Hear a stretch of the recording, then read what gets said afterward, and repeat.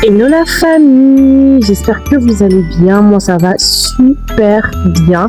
Au moment où je tourne cette vidéo, on est le 1er janvier, alors j'en profite pour vous souhaiter une très belle année 2026, voilà, la santé, la prospérité, que Dieu vous garde encore très longtemps. Je sais pas si 2025 a été dur pour vous, mais je vous souhaite une année beaucoup plus prospère en 2026, le succès et voilà, beaucoup d'amour, surtout de vos proches, c'est le plus important, et l'argent bien évidemment, faut pas déconner.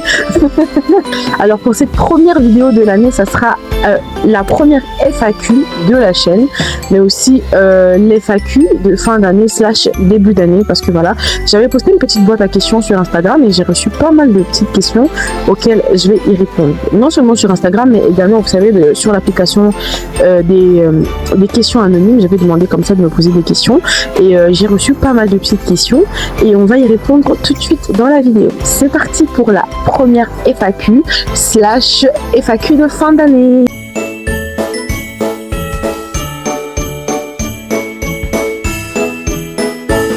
Alors la première question que j'ai reçue, c'est: tout va bien pour toi? Alors c'est une question qui peut sembler banale mais qui est très importante. Alors merci de m'avoir posé cette question. Oui, tout va bien pour moi en ce moment, surtout l'année 2025. Pour moi ça a été une très belle année. C'est une année où franchement j'ai grandi, autant mentalement que spirituellement, que physiquement. Bref, j'ai évolué, j'ai fait un gros travail sur moi et franchement ça va très bien. Merci pour cette petite question, elle était très mignonne. Alors la deuxième question également va un peu dans le même ordre d'idée, c'est: comment vas-tu et que penses-tu de ton année 2025? Alors, je vais bien. Encore une fois, je vais très bien depuis quelques mois. Mon année 2025 a été une très belle année. Franchement, j'ai été, pas surprise. Je suis un peu surprise quand même. Sur le moment, quand tu le vis, tu t'en rends pas forcément compte, mais vraiment, quand j'ai fait une rétrospective de mon année 2025, je me suis rendu compte que 2025 a été une très belle année, parce que c'est l'année où je me suis le plus développée mentalement, où j'ai... je sais pas, c'est une année qui m'a apporté une paix intérieure, parce que je me suis rendu compte de la valeur de mon entourage, de la valeur d'avoir des vrais amis, de la valeur de s'aimer soi, je me suis rendu compte que c'était important d'apprécier sa solitude, de ne pas dépendre affectueusement, physiquement, mentalement, spirituellement, financièrement de quelqu'un, mais de dépendre uniquement de soi et de son Dieu, si on croit en Dieu. C'est une année aussi qui a apporté avec elle des bonnes nouvelles. Bien sûr, il y avait également des mauvaises nouvelles, notamment la perte d'une sœur à moi, voilà, qui est décédée malheureusement. Mais je suis passée en 3e année de licence, j'ai évolué dans mon travail, j'ai perdu des gens qui devaient partir de ma vie. Voilà, c'est la vie. Et je me suis trouvée moi-même, j'ai fait un gros travail franchement mental sur moi et je vais bien. J'ai beaucoup aimé mon année 2025. Ma sœur a été licenciée, bac+5, il y a eu mariage, il y a eu pas mal de bonnes nouvelles en 2025, voilà. Alors, quel a été mon plus bel accomplissement cette année? Je pense que je vais encore une fois me répéter, mais c'est vraiment le fait de m'être retrouvée moi-même. Qui est Gisèle Esther? Qu'est-ce que Gisèle Esther aime? Comment Gisèle Esther peut faire pour se développer, pour évoluer?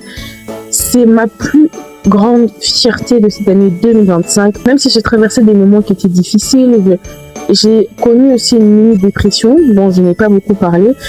Mais 2025, c'est vraiment... J'ai trouvé la paix, au fait, en 2025, j'ai trouvé la paix.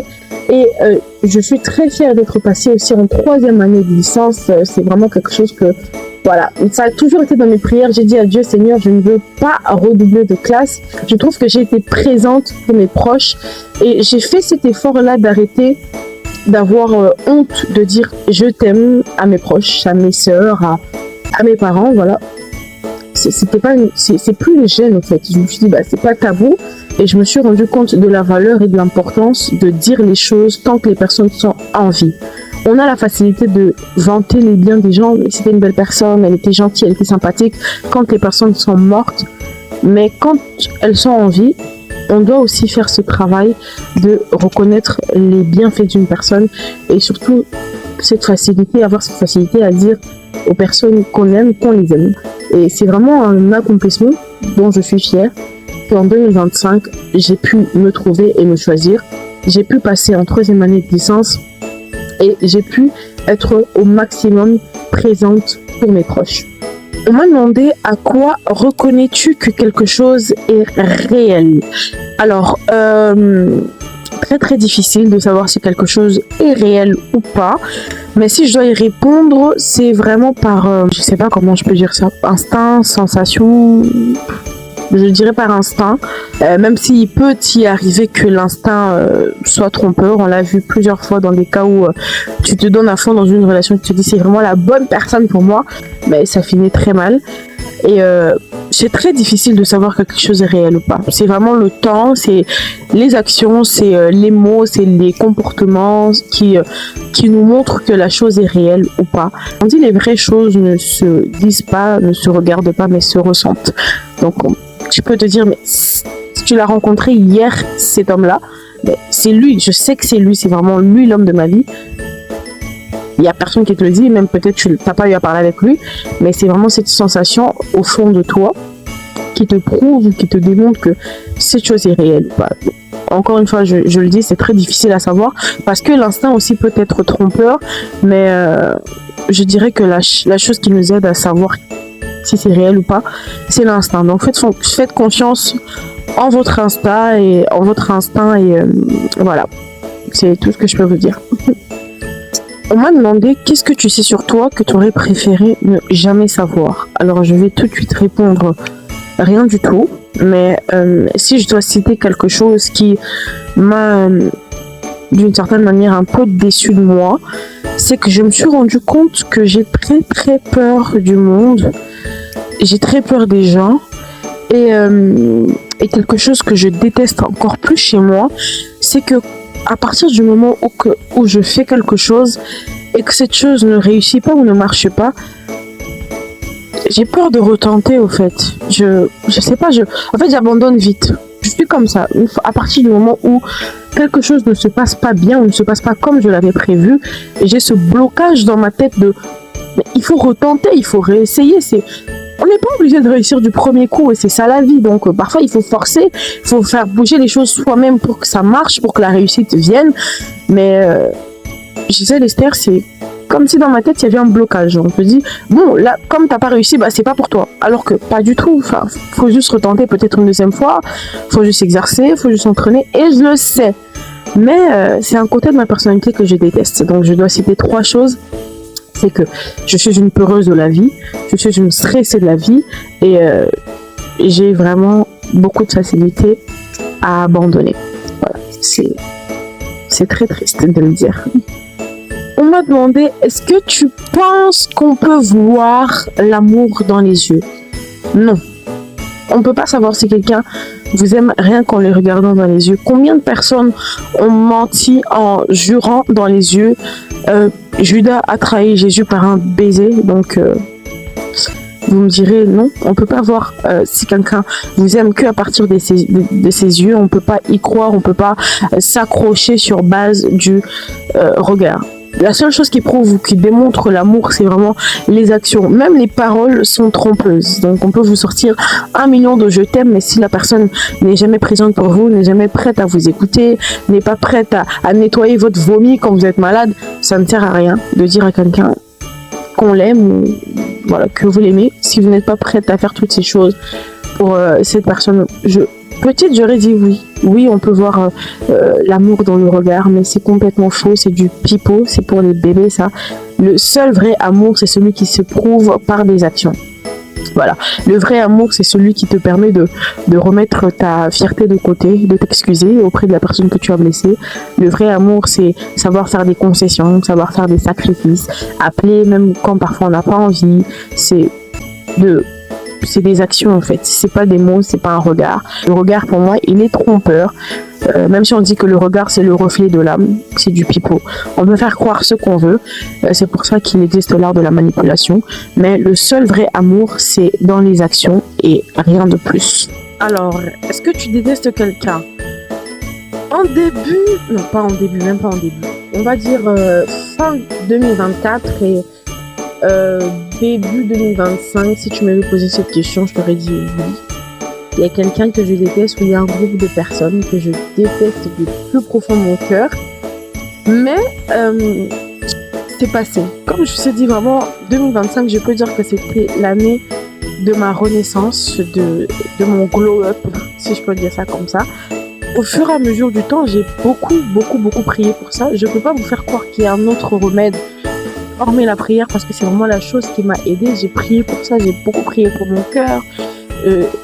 Je disais à Dieu, Seigneur, s'il te plaît, soigne mon cœur. Aide-moi à ne plus avoir de la rancœur, de la haine pour ces gens-là qui m'ont beaucoup blessée. La haine, c'est une prison en fait. Quand tu détestes quelqu'un, tu t'enfermes dans une prison. Tu es obligé de changer de route quand tu vois cette personne. Tu es obligé de détester, de lui projeter des malheurs. C'est pas un climat de paix au fait. Et moi, j'avais besoin d'un climat de paix, de réfléchir sur mes projets, de penser à ma famille. Et je me suis débarrassée de cette haine, de cette rancœur vis-à-vis de ce groupe de personnes-là. Bien qu'au tout début, je me persuadais que moi, je les déteste pas, mais si, au fait, je les détestais, vraiment. Vous allez trouver ça ironique, mais dites-vous que la chose qui m'a aidé à ne plus détester ces personnes, c'est de les supprimer de ma vie. Je me suis rendu compte que, ah ouais, maintenant que je ne les vois plus, je ne ressens plus cette rancœur-là. Donc, parfois, je pense qu'il est important aussi de se séparer de certaines personnes pour se libérer soi-même. Donc, se séparer ne veut pas forcément dire que je les déteste, hein.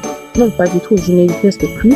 Mais je crois que j'avais besoin de passer par cette phase-là de tous les supprimer, tous les bloquer pour justement renaître et me retrouver moi-même, me sortir de cette haine-là par le biais de la prière. Ouais, voilà. Tu as des problèmes de confiance. Alors, j'ai pris cette question.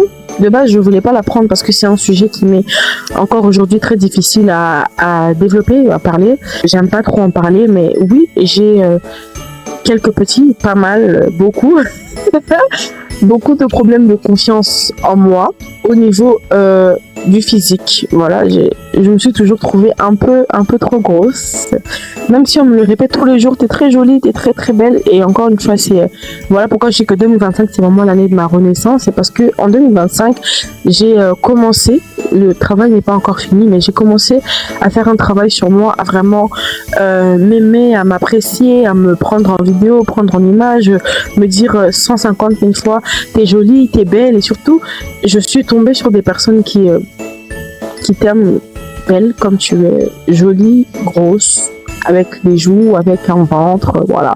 J'ai fait aussi de l'autodérision. Je ne pensais pas que l'autodérision, ça marcherait forcément sur moi. Je me disais, bon, je vois pas l'intérêt, mais le fait de se regarder et de se dire, bah écoute, c'est vrai, j'ai du bide, j'ai un gros front, j'ai, voilà, un bras qui pendouille, j'ai des gros doigts, voilà. Et de les assumer, ça m'aide à les aimer, à les apprécier. Et c'est un travail, enfin c'est quelque chose sur lequel je suis en train de travailler.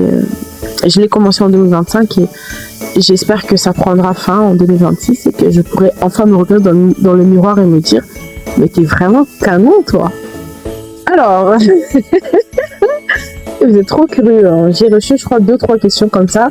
En couple, est-ce que t'es célibataire? Est-ce que t'es avec quelqu'un? Est-ce que t'as un crush? Alors, j'estime que ça relève du privé. Je n'en parlerai pas sur les réseaux sociaux. Si j'en parle sur les réseaux sociaux, c'est que je suis mariée, tout simplement. Et moi, j'ai été éduquée comme ça. Je ne vais pas présenter des fleurs, des béguins, je sais pas quoi. J'ai rien de tout ça de toute façon. Mais ça, j'estime que ça relève du privé. J'en parlerai quand ça sera du concret, quand ça sera du sérieux et pas avant en fait. Pourquoi t'as ghosté tout le groupe? Alors je pense que c'est quelqu'un qui me connaît personnellement parce que je crois que je l'ai reçu dans mes trucs anonymes, mais je pense qu'on parle sûrement du groupe dont je vous ai parlé tout à l'heure, du groupe que je détestais. Je les ai ghostés parce que c'était nécessaire pour moi de faire ça pour pouvoir justement me retrouver moi. Ça m'a fait du bien parce que j'ai pu prendre le temps, moi, de regarder leur story, mais plus de me concentrer dans la prière, d'apprendre moi-même à leur pardonner, à me pardonner, parce que peut-être aussi d'une certaine manière, je les ai offensés. On n'est pas toujours tout blanc dans une histoire, il faut reconnaître quand on a tort. Donc je pense que d'une certaine manière, j'ai également mes torts dans ce qui s'est passé avec ce groupe-là. Mais voilà, j'ai pris le temps de prier et de me recentrer sur moi-même, et ça m'a fait du bien de justement supprimer tout ce groupe-là. Bah, c'était pour moi la manière de leur pardonner et de passer à autre chose dans ma vie. Je suis jeune, je vais avoir 20 ans en mars, donc excusez-moi, mais je suis très très jeune, je n'ai pas le temps de détester des gens, de rester là, regarder leur story, de chercher ils font quoi, est-ce qu'ils parlent de moi. Non, voilà, c'était mieux de les ghoster, de les supprimer tous et de vivre ma vie tranquille, sans fardeau de rancœur et de haine. On va prendre la dernière question, voilà, on va finir par là. C'est qu'est-ce que tu dirais à la Gisèle ado si tu la voyais aujourd'hui? Je dirais à la Gisèle ado de ne pas avoir peur d'affronter la vie parce que elle va faire des erreurs, c'est normal. Elle va apprendre et surtout de s'aimer très très très fort comme elle aime les autres et de se mettre en priorité. Apprends à vivre seule, apprends à faire des choses toute seule, à te débrouiller et arrête d'avoir peur de la vie. N'aie pas peur de te lancer dans un commerce, n'aie pas peur de te lancer dans des relations, n'aie pas peur de te marier, n'aie pas peur d'être maman parce que tu vas assurer. Tu es une battante, tu es une gagnante et tu vas réussir à tous les égards au nom de Jésus-Christ. Amen. Prenez soin de vous. 2026, c'est pour nous. C'est une année de succès et d'honneur. Moi, je vous dis à très très très bientôt pour une prochaine vidéo. Je vous fais des gros bisous. Et bien sûr, ma résolution 2026, c'est d'être beaucoup plus active sur YouTube.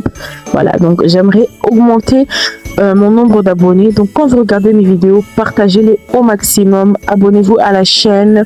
Laissez un commentaire, laissez un like. Ça me fera très très plaisir. Abonnez-vous, abonnez-vous, abonnez-vous massivement à la chaîne. Et moi, je vous dis à très bientôt pour une prochaine vidéo. Bisous, bye bye, bonne année.